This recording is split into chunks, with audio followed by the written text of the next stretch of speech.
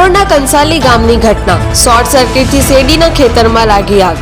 વીજ કંપનીની બેદરકારીના કારણે 8 એકરમાં બનાવેલ શેરડી બળીને ખાખ।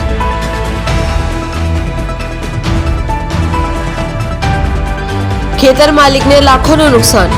નાની નરોલી GIPCL કંપનીનું ફાયર ફાઇટર ઘટના સ્થળે।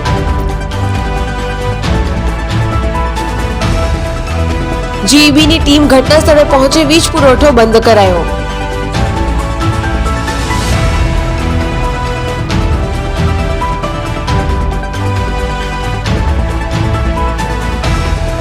વિનોદ મૈસુરિયા, જનસાક્ષી ન્યૂઝ, માંગરોળ।